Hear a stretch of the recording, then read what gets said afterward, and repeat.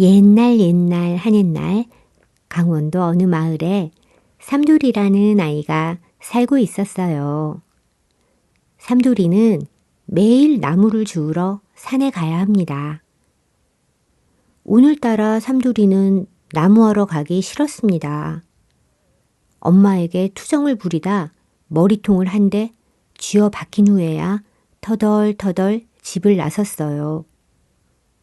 오늘따라 너무 심술이 났어요. 가뜩이나 꾀가 났는데 얻어맞기까지 했으니까요. 삼돌이는 산에 도착해서 땔감으로 쓸 나뭇가지를 주우러 다닙니다. 지게에 한가득 담아가야 했어요. 나뭇가지를 심드렁하게 주워 담던 삼돌이는 문득 누군가 계속 뒤따라오는 느낌을 받았어요. 뒤를 휙 돌아봤어요. 아무도 없었죠. 삼돌이는 잘못 들었나 보다 생각하고 다시 나무를 주웠어요. 나무를 줍다가 뾰족한 나뭇가지에 손이 긁혔어요. 아얏! 하고 소리를 내었더니 아프겠다 하는 소리가 들릴 듯 말 듯 들려왔어요. 삼돌이는 사방을 두리번거렸지만 사람은커녕 오늘따라 흔한 새소리도 들리지 않았어요. 삼돌이는 그 목소리가 다시 들려오는 걸 놓칠까봐 발자국 소리를 죽인 채 걸었어요. 살금살금 커다란 나무가 잘려진 나무 밑동으로 가서 앉았어요. 아무리 기다리고 주의를 기울여도 더 이상 그 목소리는 들려오지 않았어요. 삼돌이는 앉은 김에 나무 밑둥에 등을 기대고 저 아래 마을을 보았어요. 저 멀리 삼돌이 집이 보이고 그 옆에는 이 마을 제일 가는 부자 김대감님 댁의 검은 기와장이 보여요. 삼돌이는 김대감님 댁의 효성도련님이 항상 부러웠어요. 나무 주우러 가지 않아도 되고 매일 맛있는 반찬에 글 공부나 하면 되는 효성도련님. 삼돌이는 효성도련님처럼 살아보고 싶었어요. 효성도련님이 글을 읽는 모습이 너무 부러웠거든요. 이런저런 상상으로 꾀를 부리던 삼돌이는 갑자기 화가 난 엄마의 얼굴을 떠올리며 벌떡 일어나서 나무를 하기 시작했어요. 지게 한가득 나무를 한 삼돌이는 얼른 대감마님 댁으로 발길을 돌립니다. 엄마랑 아빠는 김대감님 댁에 일을 하러 가기 때문에 삼돌이도 그곳에서 하루를 보내곤 하죠. 삼돌이는 지게를 내려놓고 대감님 댁의 부엌으로 갑니다. 엄마, 다녀왔어요. 왜 이렇게 늦었어? 삼돌이는 엄마의 핀잔에 입을 삐죽대며 마당으로 갑니다. 괜히 마당에서 노는 닭들을 쫓아냅니다. 닭들이 꼬꾸댁하며 삼돌이를 피합니다. 삼돌아! 네, 도련님. 어서 들어오너라. 도련님 방으로 들어간 삼돌이는 아랫목에 앉습니다. 도련님은 상자에서 떡을 하나 꺼내어 삼돌이에게 줍니다. 어서 먹거라. 삼돌이는 얼른 떡을 받아 한 입 베어 뭅니다. 도련님이 그 모습을 보고 빙그레 웃고 있습니다. 떡 하나로 마음이 어루만져진 듯이 삼돌이도 함께 웃습니다. 삼돌이와 효성이는 대문 밖 길목에서 팽이치기를 하고 있었습니다. 지나가던 스님이 효성이에게 말합니다. 허허, 호랑이에게 물려갈 상이다. 스님은 효성이 얼굴부터 발끝까지 매서운 눈으로 훑어보더니 휙 지나가 버립니다. 스님! 하고 삼돌이가 스님을 불러 세웠습니다. 그게 무슨 말씀이세요? 너도 조심하거라. 옆에 있으면 변을 같이 당할 수 있어. 스님, 그러면 방법을 알려주셔야죠. 삼돌이는 스님을 놓칠세라 법복을 꼭 붙잡았어요. 스님을 놓치면 끝이다라는 심정이었어요. 삼돌이의 눈빛이 간절합니다. 효성도련님이 호랑이에게 물려갈 거라니 상상도 못할 이야기입니다. 삼돌이와 효성이는 스님을 억지로 끌고 대감님 댁으로 갑니다. 삼돌이와 효성이는 대감님과 마님에게 자초지종을 전합니다. 대감 마님과 스님은 한참을 이야기를 나누었습니다. 스님이 돌아가고 집안엔 큰 일을 맞은 것처럼 정적이 돕니다.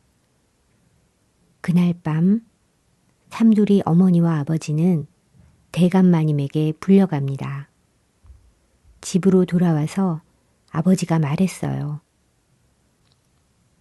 삼돌아, 효성도련님이 아무래도 절에 가서 한계절을 지내고 오셔야겠다는구나.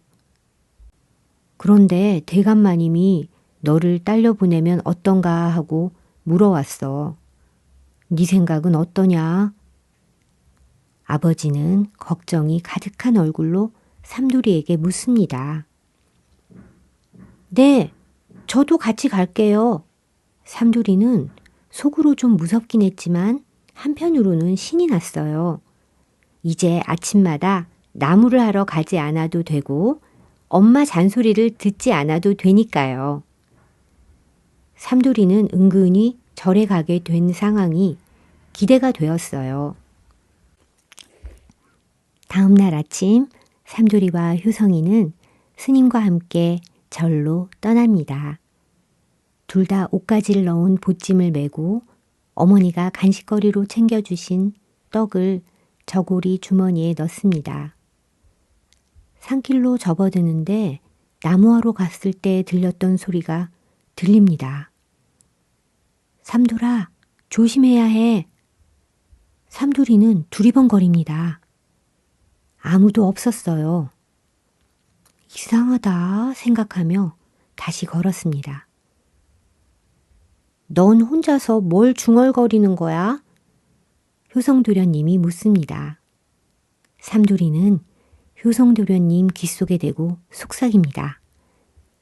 어제부터 자꾸 낯선 목소리가 들려요. 뭐야? 효성은 어이없고 웃기다는 듯이 피식 웃습니다. 정말이라니까요. 삼돌이는 자신을 믿어주지 않는 효성도련님이 야속했습니다. 하지만 삼돌이 자신도 이런 경우라면 믿을 수가 없겠다는 생각을 했어요. 주막에 도착했어요. 스님은 삼돌이와 효성이에게 국밥을 시켜주고 자신은 막걸리 한 잔만을 시키고 웬일인지 다른 음식들은 일절 손에 대지 않았습니다. 스님은 막걸리를 벌컥벌컥 한 번에 다 마신 후 컥 하고 트림을 하더니 이내 막걸리 한 잔을 더 시켜 마십니다. 잠시 후 스님은 막걸리에 취해 마루에 누워 잠을 잡니다. 스님이 자는 동안 삼돌이와 효성이는 마당에서 팽이를 꺼내놓고 놀고 있었어요. 삼돌아, 삼돌아. 이번에는 좀 더 선명하게 부르는 소리가 들립니다. 저 스님은 호랑이야. 호랑이가 스님으로 둔갑한 거야. 조심해야 해. 삼돌이는 스님이 못 듣게 저만큼 떨어진 곳으로 효성도련님을 데리고 갑니다. 효성이에게 자신에게 들리는 말을 이야기해 줬어요. 효성이는 못 믿는 눈치입니다. 그때 또 소리가 들려왔어요. 효성이가 못 믿으면 너라도 도망가야 해. 그럴 수는 없지. 삼돌이가 혼잣말처럼 했어요. 뭐라고? 효성도련님이 물었습니다. 목소리가 나 혼자라도 도망을 가라고 해서 안 된다고 했어요. 이번에는 효성이 아까와는 다르게 사뭇 진지한 눈빛으로 바라봅니다. 목소리는 계속해서 말합니다. 저 스님은 100년 묵은 호랑이야. 아이를 데려가서 또 100년의 목숨을 얻으려고 하는 거야. 삼돌이는 목소리가 들릴 때마다 효성이에게 전해줍니다. 에이, 효성이가 반신반의합니다. 그때 또 목소리가 들려옵니다. 삼돌아, 주머니에 떡을 만져봐. 효성이가 주머니의 떡을 만지자 벌써 식었어야 할 떡이 방금 쪄낸 듯이 아직도 뜨끈뜨끈합니다. 목소리가 말합니다. 삼돌아, 떡 냄새를 맡아봐. 삼돌이는 목소리가 시키는 대로 떡 냄새를 맡아봅니다. 떡에서는 외양간에 있는 소들에게서 나는 냄새와 비슷한 냄새가 납니다. 이게 뭐야? 삼돌이는 당황해서 허공에 대고 말합니다. 보이지 않는 목소리에게 말을 하는 것이었죠. 목소리가 다시 들려옵니다. 호랑이가 떡에 주문을 걸어서 그래. 혹시 너희가 도망갈까봐 자기가 자는 동안 시간을 멈추는 마법을 떡에 걸어놓은 거야.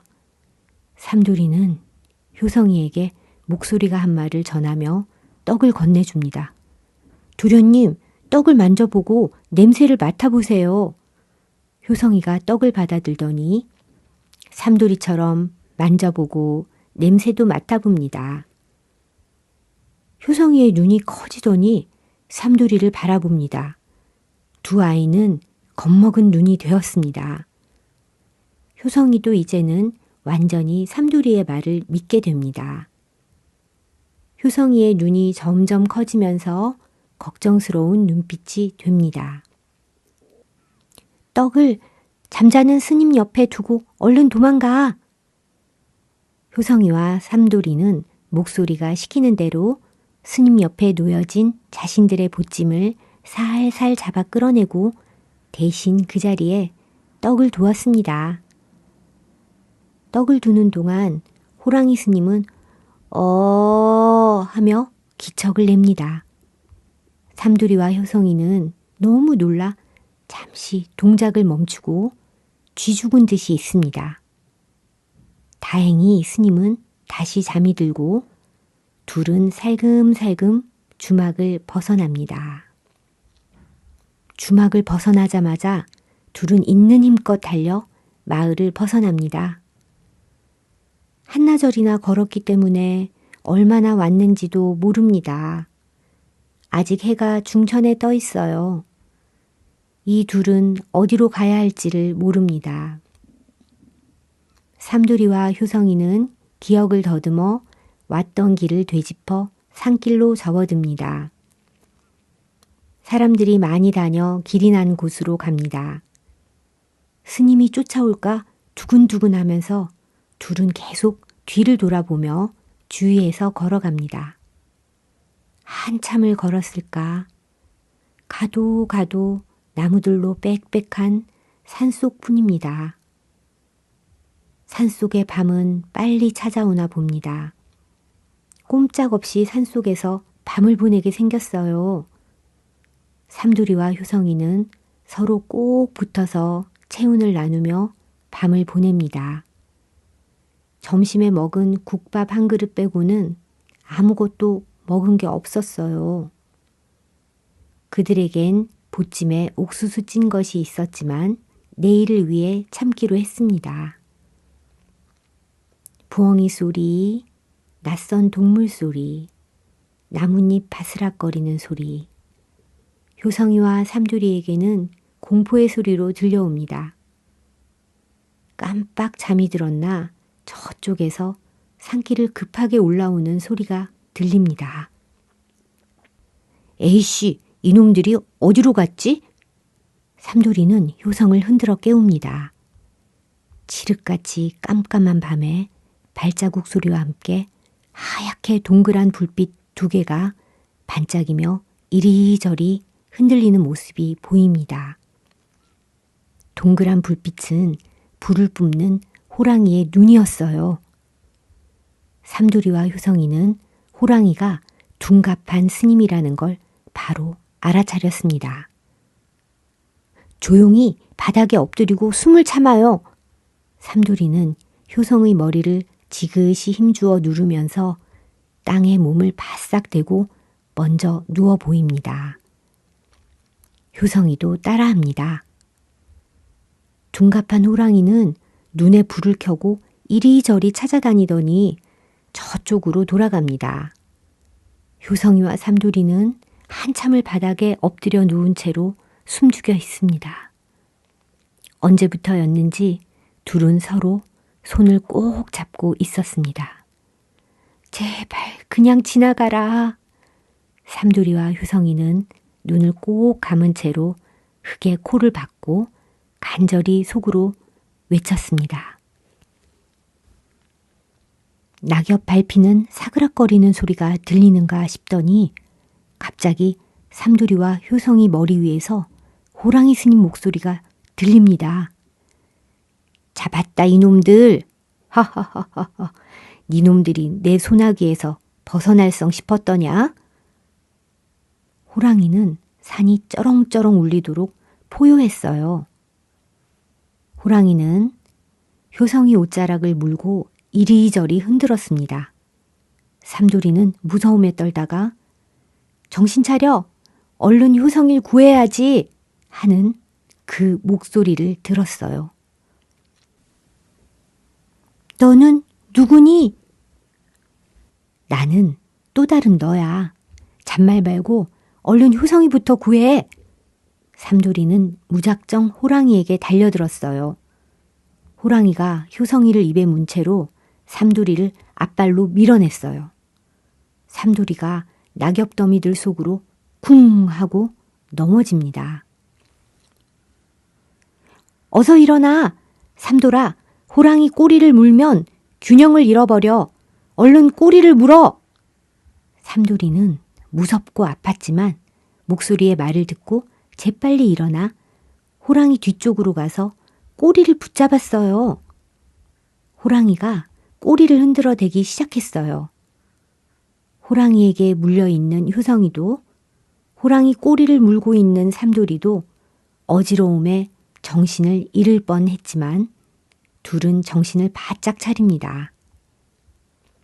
삼두리가 정신을 집중하며 잡고 있던 호랑이 꼬리를 이빨로 꽉 물어버렸어요. 효성 도련님을 구해야겠다는 생각 하나로 온갖 무서움과 아픔을 견딥니다. 호랑이가 아파서 어흥 하며 입에 물고 있던 효성이를 놓칩니다. 삼두리는 얼른 효성이 손을 잡고 뜁니다. 산 저 너머로 동이 터올라옵니다. 두 아이는 무서웠지만 앞만 보고 달립니다. 쓰러진 호랑이는 동이 트자 털빛이 희미해지는가 싶더니 다시 스님의 모습으로 변합니다. 하지만 삼두리에게 물린 꼬리는 여전히 호랑이 꼬리로 남아 있습니다. 호랑이 꼬리가 달린 스님이라니요. 스님으로 변신한 호랑이는 펄쩍펄쩍 뛰며 화를 냅니다. 꼬리가 달려있으니 마을로 내려가지도 못하고 호랑이 스님은 울부짖으며 깊은 산으로 들어가 버립니다. 두 아이는 한동안 말을 잊은 채 떠오르는 태양을 바라봅니다.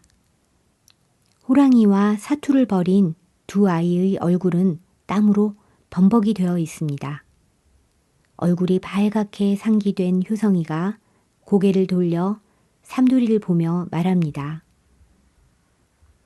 고마워 삼돌아. 너가 내 목숨을 구해주었구나. 뭘로 도련님, 우린 친구잖아요. 효성이는 삼두리를 가만히 쳐다보면서 삼두리의 용기와 자신을 구한 마음을 생각합니다. 발갛게 상기된 효성이 뺨에 눈물이 흐릅니다. 이제부터 우리는 형제처럼 지내자. 둘은 기뻐서 끌어안습니다. 삼돌이와 효성이는 마을로 내려와 어른들에게 길을 물어가며 집으로 돌아왔습니다. 삼돌이와 효성이가 집으로 돌아오자 대감마님과 삼돌이 부모님이 깜짝 놀랍니다. 어떻게 된 일이냐? 삼돌이와 효성이는 그들의 모험담을 이야기합니다.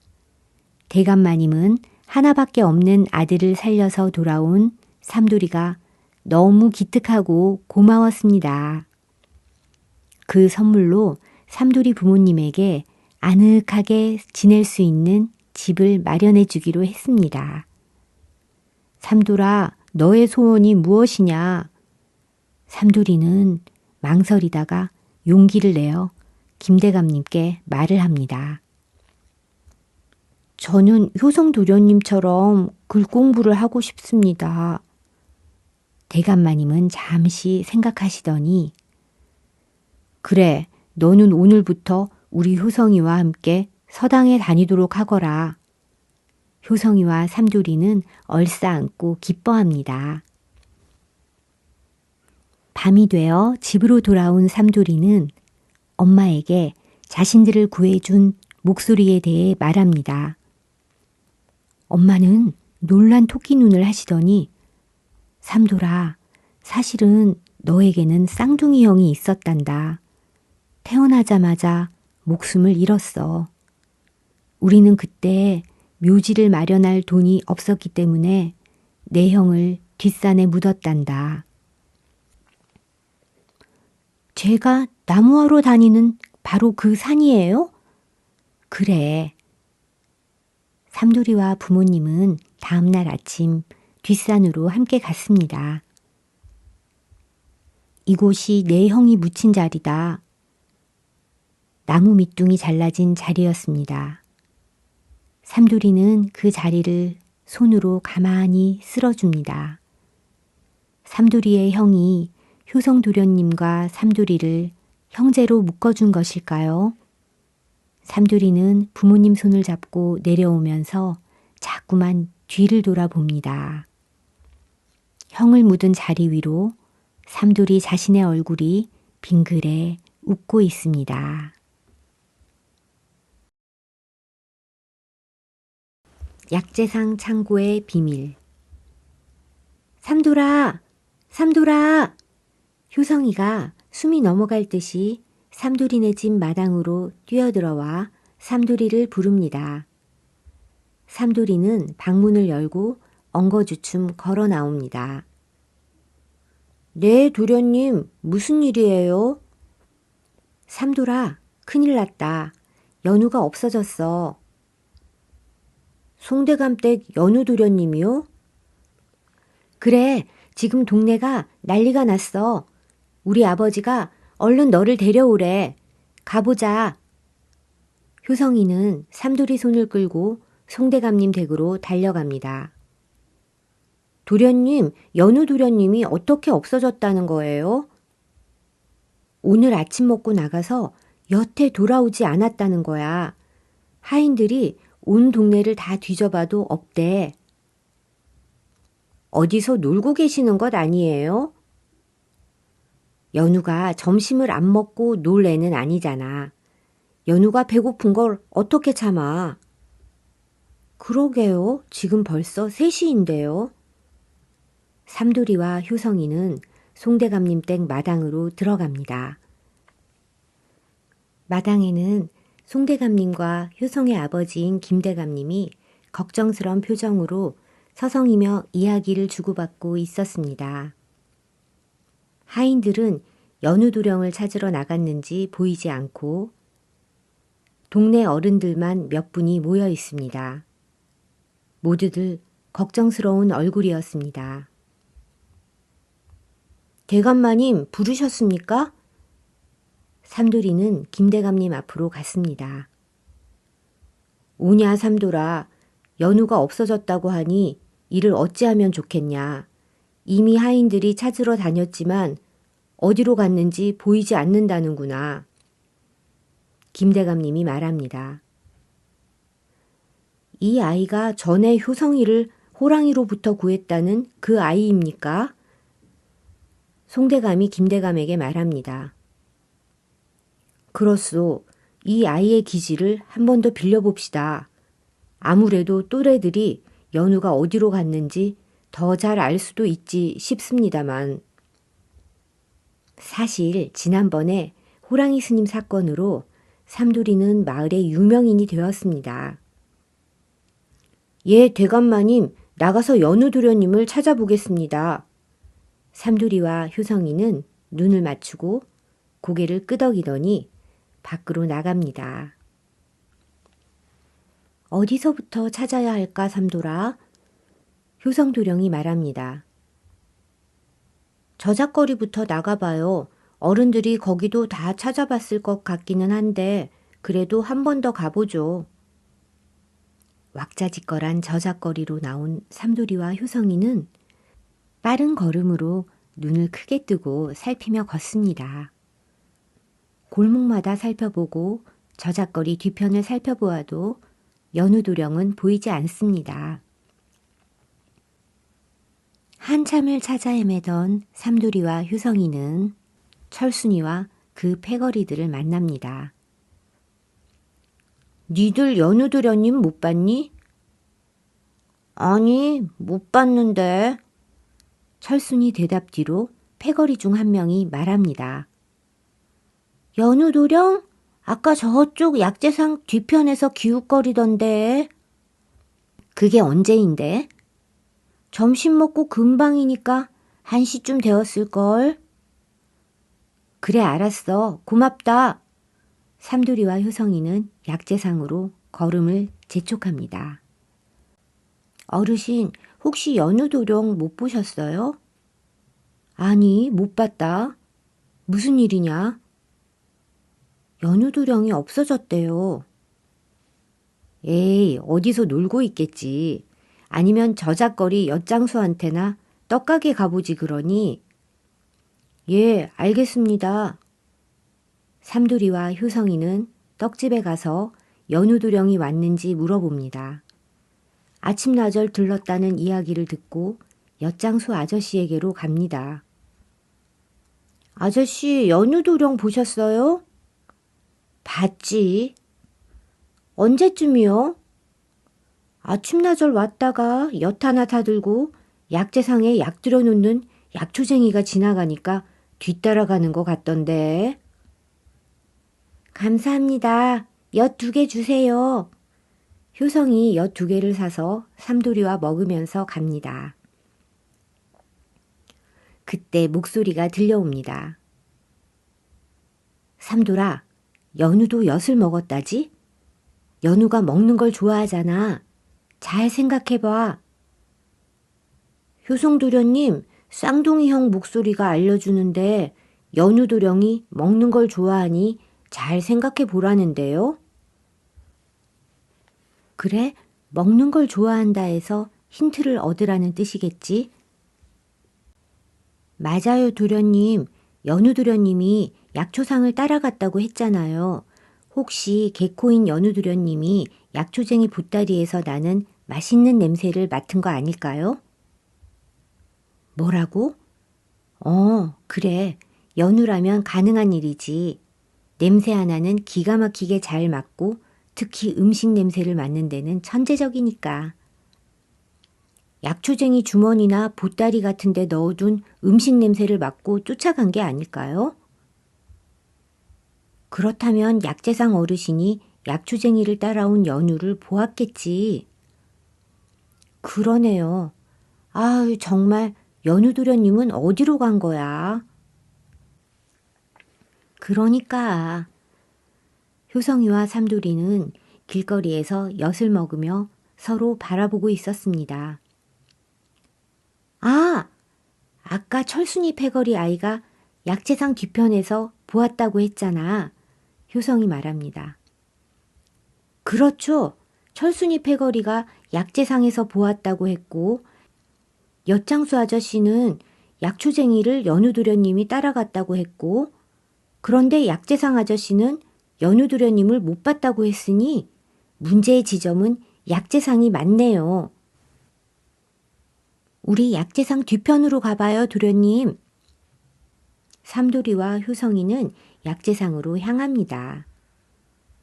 다시 약재상으로 돌아온 삼돌이와 효성이는 약재상 뒤편으로 갑니다. 둘은 마치 관아의 나졸들처럼 신중하게 눈썹을 치켜 올려가며 수색을 합니다. 약재상 뒤편에는 문이 하나 더 있었는데 아마 약재를 보관하는 창고 같았습니다.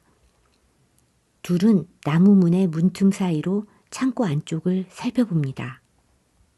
창고 안쪽이 어두워서 잘 보이지 않았지만 삼돌이는 연우도련님 하고 작은 목소리로 불러봅니다. 아무 소리가 들리지 않자 삼돌이와 효성이는 돌아섭니다. 여기도 없나 봐요.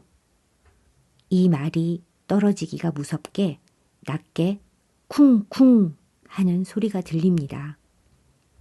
삼돌이와 효성이는 눈을 서로 마주치면서 돌리려던 발걸음을 멈추고 다시 창고 문 앞으로 갑니다.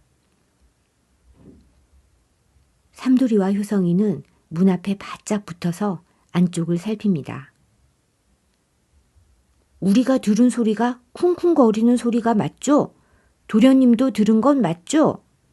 그래, 맞아. 둘은 문 안을 살피면서 낮게 속삭입니다. 그때 하는 소리가 들립니다. 삼돌이와 효성이는 깜짝 놀라 안을 들여다보지만 아무것도 보이지 않습니다. 삼돌이가 나지막히 침착하게 다시 문틈으로 말을 합니다. 연우도련님 맞으세요? 맞으시면 아까 쿵 소리를 한 번 더 내주세요. 삼돌이와 효성이는 숨을 죽이고 소리를 기다립니다. 쿵! 삼돌이와 효성이는 서로 얼굴을 맞대고 쳐다봅니다. 둘의 머릿속에는 같은 생각이 떠올랐습니다. 이 문을 열어야 해. 문을 열어보려고 했지만 열리지 않았어요. 아마 안쪽에서 나무고리가 잠겨 있는 것 같았습니다. 도련님, 밖에서도 고리를 옆으로 밀면 문이 열릴 것 같은데 그 틈으로 고리를 밀 수 있을지 모르겠어요. 어떡하지, 삼돌아? 도련님, 고두면서 얇고 딱딱한 나뭇가지를 같이 찾아봐요. 둘은 근처에서 나뭇가지를 찾아 나무 틈으로 밀어넣고 문고리를 옆으로 밀려고 애를 씁니다. 하지만 툭 하고 나뭇가지가 부러져 버립니다. 둘은 얼굴이 벌개져서 당황합니다. 도련님, 우리 엿장수에게서 잠시 가위를 빌려요. 그래, 좋은 생각이야. 내가 빌려올게. 너는 여기서 지키고 있어. 효성은 엿장수에게 달려가 사정사정해서 가위를 빌려옵니다. 가위를 문틈으로 넣어 나무 빗장을 미니까 나뭇가지보다 훨씬 잘 밀립니다. 툭 소리가 나며 문고리가 열립니다. 둘은 주변을 살피며 창고 안으로 들어갑니다. 창고는 너무 어두워서 볼 수가 없습니다. 잠시 있으니 조금씩 어둠에 익숙해져서 제법 많이 보이기 시작했지만 그래도 창고 안을 살피기엔 여전히 어두웠습니다. 도련님, 안 되겠어요. 저쪽으로 가서 문을 좀 열어보셔요. 빛이 들어와야 안쪽이 좀 보이겠어요. 그리고 도련님은 누가 오는지 망을 좀 봐주세요.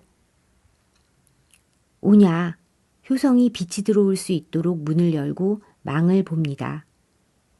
찾았냐? 아직요. 연우도련님 하고 삼돌이가 나지막히 부르자 저쪽 구석에서 하는 소리가 들립니다. 삼돌이가 얼른 소리나는 곳으로 갑니다. 연우도령의 입에는 재갈이 물려 있었고 팔과 발은 끈으로 묶여 있었습니다. 삼돌이는 연우도령에게 다가가서 재갈을 풀고 묶인 끈들을 풀었습니다. 연우도련님, 도대체 어떻게 된 일이에요? 연우도령은 숨을 몰아쉬더니 턱을 덜덜덜덜 떱니다. 약초상이 그 약초쟁이가 일단 얼른 나가요. 연우도령과 삼돌이는 문 앞에서 망보던 효성도령과 함께 창고 밖으로 나갑니다. 셋이 저작거리로 나가려는 순간 쌍둥이 형 목소리가 들립니다. 안 돼. 약재상이 한패일지 몰라. 약재상 앞으로 지나가면 안 돼. 안 돼요. 약재상 앞으로 가면 안 돼요. 뒤로 돌아가요. 삼돌이와 효성도령은 놀란 연우도령을 부축해서 저잣거리 뒤편의 개울가 아래로 내려가서 집으로 갑니다. 송대감 댁으로 돌아온 셋을 보고 송대감네 식구들과 김대감은 입을 떡 벌립니다. 송대감이 말합니다. 듣던 대로 삼돌이 내가 정말 용감하고 영리하구나. 효성이도 수고했다. 어디 자초지종을 들어보자꾸나. 저는 애들 먹게 얼른 저녁 준비를 하겠어요. 연우 어머니는 하인들에게 식사 준비를 시킵니다. 송대감과 김대감, 삼돌이, 연우, 효성이는 방으로 와서 이야기를 나눕니다. 어찌된 일이냐, 연우야. 제가 저작거리에서 엿을 사 먹고 있는데 약초쟁이가 나타났어요. 제가 모두들 아시다시피 개코인데, 어허, 연우야, 개코라니. 그런 경망스러운 말을 하다니. 네, 아버님. 그렇지만 아무튼 제가 개코, 아니, 냄새를 좀 잘 맡잖아요. 약초쟁이 보따리에서 달콤한 냄새, 향긋한 냄새, 온갖 냄새가 나는 거예요. 그래서 저도 모르게 따라갔어요. 그랬더니, 그런데 그 약초쟁이가 약재상 앞으로 가지 않고 창고로 가더니 짐을 풀어놓고 약재상 주인을 만나러 가는지 나가더라고요. 그래서 창고로 몰래 들어가 약초쟁이 짐을 들춰봤더니 인삼이랑 특이한 향기가 나는 붉은 가루, 매운 냄새가 나는 까만 가루 같은 못 보던 것들이 있었어요. 그리고 투명하고 동그란 달콤한 향이 나는 것이 있길래 사탕인가 봅니다. 어허, 인삼도 있고 아마 후추와 계피를 말하는 것 같은데 그게 다 밀수품이 아니겠습니까, 김대감님? 송대감님은 김대감님을 바라보며 심각한 표정을 지으며 말합니다. 그렇소, 송대감. 틀림없는 밀수품들입니다. 이건 그냥 넘길 일이 아닙니다. 어서 관하로 가서 고합시다. 두 대감님은 그 길로 이야기를 듣다 말고 관하로 나가셨습니다. 셋이 남은 아이들은 눈이 멀뚱멀뚱합니다. 그래서 어떻게 되었어요, 연우도련님? 응? 아, 그래서 내가 아버지가 아까 사탕이라고 말씀하신 그걸 먹었지. 하하하, 얼마나 달콤하고 맛있던지 너희들은 상상도 못할 거야. 연우야, 그래서 너는 어떻게 그렇게 재갈을 물고 손발이 다 묶였니? 한참을 먹고 있는데 약초쟁이가 들어오더니 화를 내면서 손발을 다 묶고 내가 소리를 지르니까 입에 재갈도 물린 거야. 어휴, 난 정말 답답하고 무서워서 죽는 줄 알았는데 삼돌이가 나를 풀어준 거지. 너희들 아니었으면 그 약초쟁이가 나를 어떻게 했을지 어휴, 상상하기도 싫다. 김대감과 송대감은 관하로 가서 사또에게 약재상과 약초상의 밀수 사실을 이야기했습니다. 사또는 약초상과 약초쟁이를 신문해서 밀수죄를 밝혀냈고 삼돌이는 사건의 공을 인정받아 열량을 선물로 받게 되었습니다. 이 약재상 창고의 밀수 사건으로 삼돌이의 명성은 호랑이 사건에 이어 더욱 널리 퍼지게 되었습니다.